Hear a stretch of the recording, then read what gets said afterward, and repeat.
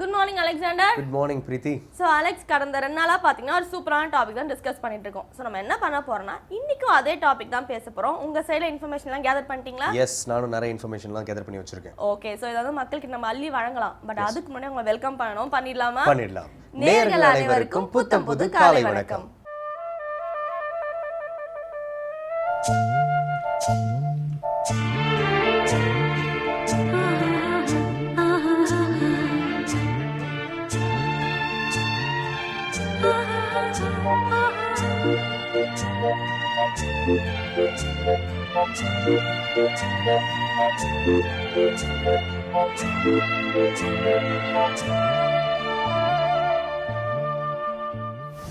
So பிரீத்தி, இன்னைக்கு வந்து first பிஸியஸ்டான ஒரு டிரான்ஸ்போர்ட்டேஷன் இருக்கக்கூடிய ஒரு பிளேஸை பற்றி தான் பேச போகிறோம். ஓகே, பிஸியஸ்ட் அப்படின்னு சொல்லும் போது இந்தியன் ரயில்வே சிஸ்டம் இருக்கு இல்லையா, அதான் one of the busiest in the world அப்படின்னு வந்து நம்ம கேள்விப்பட்டிருப்போம்.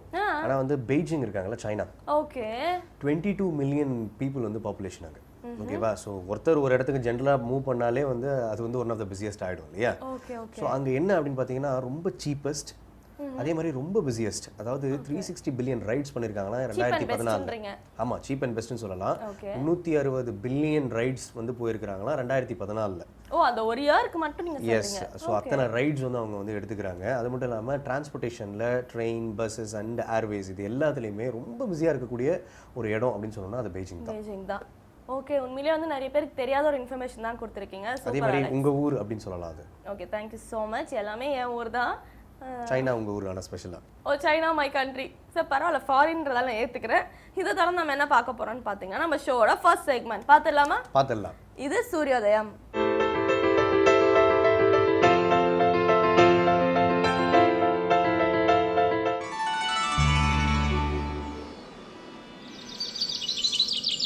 இன்று 12/8/2016 வெள்ளிக்கிழமை, துர்முகி வருடம் ஆடி மாதம் 28ஆம் தேதி.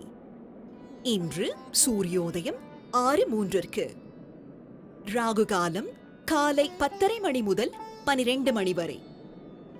யமகண்டம் மாலை 3 மணி முதல் 4:30 மணி வரை. குளிகன் காலை 7:30 மணி முதல் 9 மணி வரை. திதி பிற்பகல் 2:01 வரை நவமி, பிறகு தசமி. நட்சத்திரம் அனுஷம். சுபவோரைகள் காலை 6 மணி முதல் 9 மணி வரை, 10 மணி முதல் 11 மணி வரை, பகல் 1 மணி முதல் 4 மணி வரை, மாலை 5 மணி முதல் 6 மணி வரை. யோகம் மதியம் வரை சித்த யோகம். சந்திராஷ்டமம் மேஷ ராசிக்கு. அலெக்சாண்டர், நீங்க பீஜிங் பத்தி சொன்னீங்க. இப்போ நான் எந்த ஊரோட வந்திருக்கேன் பாருங்க, டோக்கியோ, ஜப்பான். எஸ், ஜப்பான்ல என்ன விஷயம் அப்படின்னு பார்த்தீங்கன்னா ஜப்பான்லையும் டிரான்ஸ்போர்ட்டேஷன் ரொம்ப சூப்பராக இருக்கும் அப்படின்னு சொல்கிறாங்க. அண்ட் பீஜிங், அதாவது சைனாக்கு அடுத்த லைனில் இருக்கிறது பார்த்தீங்கன்னா ஜப்பான் தான் அப்படின்னு சொல்கிறாங்க. இங்கே பார்த்தீங்கன்னா இந்த மோனோ ட்ரெயின்ஸ் ஆகட்டும் சரி, ட்ராம்ஸ் ஆகட்டும் சரி, புல்லட் ட்ரெயின்ஸ் எல்லாமே இங்கே வந்து ரொம்ப ஸ்பெஷல், ரொம்ப ஃபாஸ்ட்டாக இருக்கும் அப்படின்னு சொல்கிறாங்க. அண்ட் கிட்டத்தட்ட பார்த்தீங்கன்னா ஒரு வருஷத்துக்கும் பார்த்தீங்கன்னா 3.2 பில்லியன் மக்கள் வந்து டிராவல் பண்ணுறாங்களாம். ஸோ எவ்ரி இயர் வந்து இது வந்து அதிகமாயிட்டே போகுதே தவிர கம்மியாகலை. ஸோ நாங்கள் டிரான்ஸ்போர்ட்டேஷனுக்கு பயங்கர முக்கியத்துவம் கொடுக்குறோம் அப்படின்னு சொல்கிறாங்க. அண்ட் அது மட்டும் இல்லாமல் இங்கே வந்து நீங்கள் ட்ராவல் பண்ணணும்னா குறைஞ்சபட்சம் $1 செலவாகும் அப்படின்னு சொல்றாங்க. Okay, so one of the costliest city அப்படின்ற busiest city னு வந்து பேர் வாங்கியிருக்குது. சோ டோக்கியோ கண்டிப்பா ஒரு நாள் போய் பார்க்கணும் பிரீத்தி. ஓகே, அதுக்கு வந்து நம்ம கை நிறைய பணம் எடுத்துட்டு போணும். அது வரும்போது பார்த்துக்கலாம் அப்படி சொல்லுவாங்க. ஓகே, ஆமா. Okay, fine. சோ இதை தொடர்ந்து இலக்கிய மேகம் ஸ்ரீனிவாசன் அவர்கள் வந்து லலிதாம்பிகைக்கு 1000 பெயர்கள் இருக்கு இல்லையா, அதோடைய பொருளை பத்தி எக்ஸ்பிளைன் பண்ண வராரு. பார்த்துடலாம். இது ஸ்ரீ லலிதா சகஸ்ரநாமம்.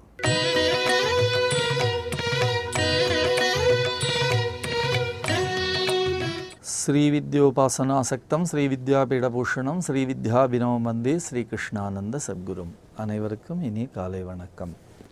ஸ்ரீ லலிதா சகஸ்ரநாமம், அன்னையின் 1000 திருநாமங்களை ஒவ்வொரு நாளும் ஒவ்வொரு நாமத்தினுடைய புகழையும் பெருமையும் நாம் சிந்திக்கக்கூடிய மிகப்பெரிய பேற்றினை பெற்றிருக்கிறோம். அந்த வகையிலே இன்றைய திருநாமம் பண்டாசுரனுடைய படைகளை அழித்து வெற்றி கண்டிருக்கக்கூடிய சக்தி சேனைகளை கண்டு மகிழ்ந்திருப்பவளுக்கு வணக்கம் என்று சொல்லக்கூடிய அருமையான திருநாமம். ஓம் பண்ட சைன்ய வதோத்யுக்த சக்தி விக்ர மகர்ஷிதாயே நமக என்று சொல்லக்கூடிய அருமையான திருநாமம்.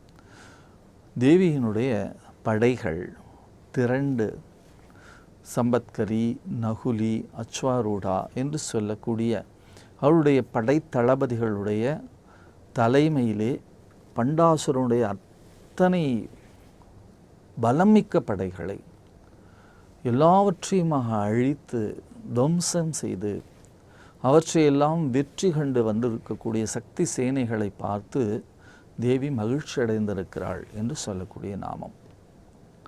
பண்டன் அவனுடைய படைகளை பெருக்கினான் என்று சொல்லுகிறோம். பண்டன் அவனுடைய படைகளை பெருக்கினான் என்று சொன்னால் அவன் பேத பாவனையினால் மனோவிருத்தியை வளர்த்து கொண்டான் என்று பொருள். இந்த உலகம் இருக்கிறதே, இந்த உலகத்தினுடைய அடிப்படை தத்துவம் அத்வைதம் என்று சொல்லக்கூடிய மிக உயர்ந்த தத்துவம். ஸ்ரீ ஆதிசங்கரர் இந்த உலகத்திற்கு தந்த மிகப்பெரிய நெறிமுறையான தத்துவம். அத்வைதம் என்று சொன்னால் இரண்டற்ற ஒன்று என்று சொல்லக்கூடியது. இரண்டு கிடையாது, ஒன்றுதான் இருக்கிறது. ஆகையினாலே தான் அபிராமி அந்தாதி அழகாக சொல்லும், ஒன்றாய் அரும்பி பலவாய் விரிந்து என்று சொல்லும். ஒரே ஒரு பரம்பொருள் தான் இந்த உலகத்தில் இருக்கிறது, அது பலவாறாக விரிந்திருக்கிறது. ஒரே ஒரு சூரியன் உலகத்திலே இருக்கக்கூடிய நீர்நிலைகளிலே பிரதிபலிக்கிற பொழுது நாம் நீர்நிலைகளை பார்க்கிறோம், நிறைய சூரியன்கள் போல தோற்றம் அளிக்கிறது. ஒரு சூரியன்தான். ஆகையினாலே துவைத பாவனை இரண்டு என்று சொல்லக்கூடியது. அந்த இரண்டு என்று சொல்லக்கூடிய விஷயத்திலே இருந்து பண்டன் என்ன செய்கிறான், தன்னுடைய மனோவிருத்திகளை படையாக பெருக்கினான் என்று சொல்லுகிறார்கள் ஞானிகள். தன்னுடைய மனோவிருத்தி, இந்த உலகத்திலே நம்முடைய மனம் என்ன செய்கிறது, எண்ணங்களை உருவாக்கி கொண்டே இருக்கிறது. இந்த உருவாகக்கூடிய எண்ணம் என்ன செய்கிறது, மாயையினாலே மறைக்கப்பட்டிருக்கிறது.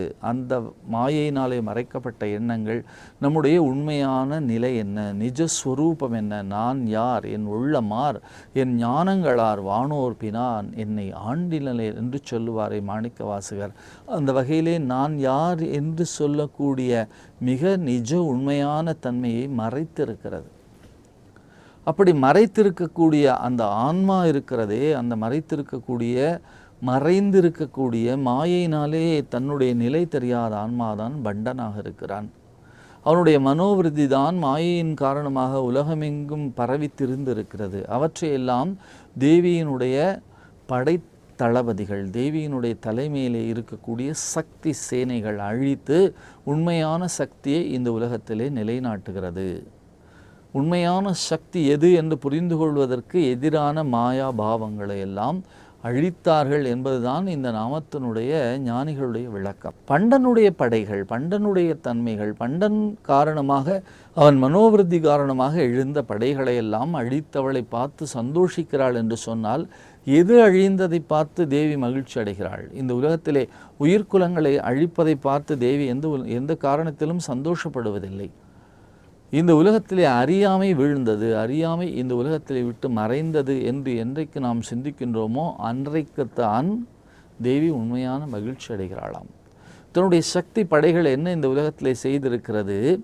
பண்டனுடைய படைகளை அழித்தது என்று வெளிப்படையாக தெரிந்தாலும் கூட, புராண போக்கிலே நாம் சொன்னாலும் கூட, ஆத்மார்த்தமான உள்ளார்த்தமான அர்த்தம் என்ன என்று கேட்டால், என்றைக்கு மனிதன் அறியாமை இருளிலே இருந்து வெளியே வருகிறானோ, தன்னை என்றைக்கு தான் இந்த உலகத்திலே கடவுளுடைய சக்தி என்று புரிந்து கொள்ளாமல் இருக்கிறானோ, ஒரே ஒரு விஷயம்தான் இந்த உலகத்திலே இருக்கிறது, இரண்டாவது ஒன்று இல்லை என்றைக்கு அவன் சிந்திக்கின்றானோ அன்றைக்கு தன் நிஜஸ்வரூபத்தை அவன் உணர்கிறான். இது மிகப்பெரிய பேரொளி வாய்ந்த ஆற்றல் மிக்க சக்தி. அந்த சக்தி தான் நம்முடைய ஹிருதயத்துக்குள்ளே எந்நாளும் இருந்து புதைந்து கிடக்கிறது. ஆனால் நாம் பேதபாவனையினாலே என்ன நினைக்கிறோம், என்ன செய்கிறோம்? நாம் இந்த உலகத்திலே எதுவுமே தெரியாது போலவும், பாவத்தினாலே ஆழ்ந்திருப்பது போலவும், அஞ்ஞானத்திலே மூழ்கி இருப்பது போலவுமான கல்பனையிலேயே இந்த உலகத்திலே வாழ்ந்து கொண்டே இருக்கிறோம். ஒரு குருநாதருடைய கருணை கடாட்சம் நம் மேலே விழுந்தால் நாம் இந்த மாயையிலிருந்து அகன்று வந்து நான் யார் என்று சொல்லக்கூடிய உயர்ந்த தத்துவ நிலையை உணர்ந்து கொள்கிறோம். சித்தமலம் அறிவித்து சிவமாக்கி என்னை ஆண்ட அத்தன் எனக்கு அருளியவாறு ஆறு பெறுவார் அச்சோவே என்று சொல்லுவார் மாணிக்க வாசகர்.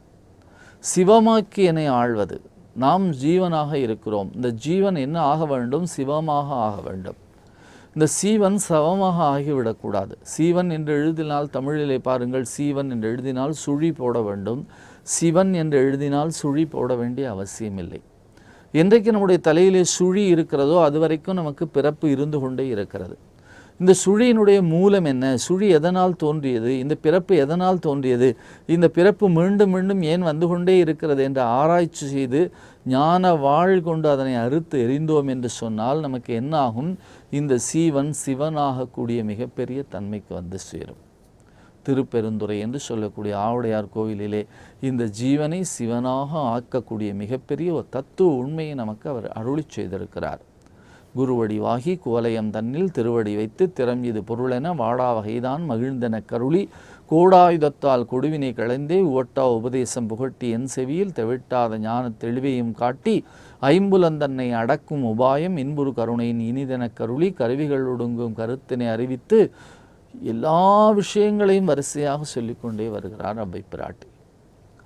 நிறைவாக என்ன ஆகிறது? குருநாதர் மாணிக்க வாசகர் அவருடைய சன்னிதானத்துக்கு எதிர்த்தாப்புல தேவியினுடைய திருப்பாதங்கள், அங்கே குருந்த மரத்தடியிலே உபதேசம் அப்படியே சுற்றி வந்தால் அந்த ஆலயத்தில் என்ன கிடையாது? சிவலிங்கம் என்று சொல்லக்கூடிய மேலே இருக்கக்கூடிய பகுதி கிடையாது, வெறும் ஆவுடை மட்டும்தான்.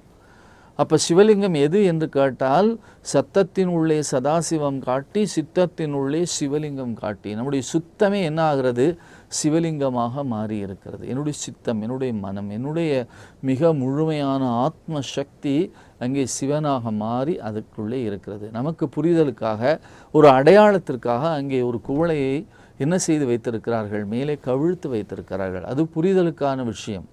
ஆனால் உண்மை என்ன? நம்முடைய ஆத்மாவை அதிலே லிங்கமாக பிரதிஷ்டை செய்வது. ஆகையினாலே தான் சுவாமிக்கு என்ன பெயர்? ஆத்மநாதர் என்று பெயர். அம்பாளுக்கு என்ன பெயர்? சிவயோக நாயகி என்று பெயர். அந்த சிவயோக நாயகிக்கு திருவடி மட்டும்தான் இருக்கிறது. அவள் நமக்கு சிவயோகத்தை கூட்டி வைக்கிறாள். அப்படி சிவயோகத்தை கூட்டி வைத்து ஆத்மாவை நிஜஸ்வரூபம் என்று உணர்ந்து கொண்டு விட்டார்கள் என்று சொன்னால் அத்வைத நிலையிலே தன்னை தானே கடவுளினுடைய முழுமையான சக்தி என்று புரிந்து கொள்ளுகிறான். மகாகவி பாரதி சொல்லுவான், தத்துவமசி தத்துவமசி தத்துவமசி, நீதான் அகுது என்று சொல்லுவான். வேறு யாரும் இல்லை, நீதான் அது, நீதான் இந்த கடவுளுடைய நிஜஸ்வரூபம். அதை உணர்ந்து கொள். நீ இறைவனுடைய ஸ்வரூபம் என்று என்றைக்கு உணர்ந்து கொள்ளுகிறாயோ அன்றைக்கு என்னாகிறது? இந்த உலகத்திலே எல்லா வகையான கட்டுக்களும் அருந்து போய்விடுகின்றன. முழுமையான ஞானத்தினாலே தன்னை உணர்ந்து கொள்ளுதல். ஆகையினாலே தான் திருமூலர் சொல்லுவார், தன்னை அறிந்தால் தனக்கு ஒரு கேடில்லை என்று சொல்லுவார். தன்னை அறிதல் இருக்கிறதே அது சாதாரணமான விஷயம் இல்லை. இத்தனை மாயைகளையும் உடைத்து கொண்டு வர வேண்டும் என்று சொன்னால் அது குருநாதருடைய மிகப்பெரிய கருணையினால் தான் தோன்ற முடியும். அப்படி குருநாதர் கருணை கொண்டு நம்மேல் ஒரு பார்வையை செலுத்தினால் அந்த பார்வையினாலே அத்தனை விதமான கட்டுக்களும் ஒழிந்து போய்விடுகிறது. அந்த கட்டுக்கள் எல்லாம் ஒழிந்து போனால் நான் யார் என்ற நிஜஸ்வரூபம், ஆத்மா நான் தான், அத்வைதம் என்று சொல்லக்கூடியது துவைத பாவத்தில் இருந்து வெளியே வந்து அத்வைத பாவத்தை இந்த உலகத்திலே நிலைநிறுத்துவதனாலே தான் பண்டாசுரனுடைய மனோவிருத்தி இருக்கிறதே, அந்த மனோவிருத்தியினாலே தோன்றக்கூடிய எண்ணங்களை அழித்திருக்கக்கூடிய சக்தி சேனைகளாலே போற்றப்படுபவளாக தேவி இருக்கிறாள். அந்த சக்தி சேனைகளை இந்த உலகத்திலே பாராட்டி மகிழ்வாக வைத்து கொண்டிருக்கிறாள் என்று சொல்வதனாலே ஓம் பண்டாசுர வதோக்தியுக்த சக்தி விக்ரம ஹர்ஷிதாயே நமக என்று சொல்லக்கூடிய அருமையான திருநாமத்தை நாம் சிந்திக்கிறோம்.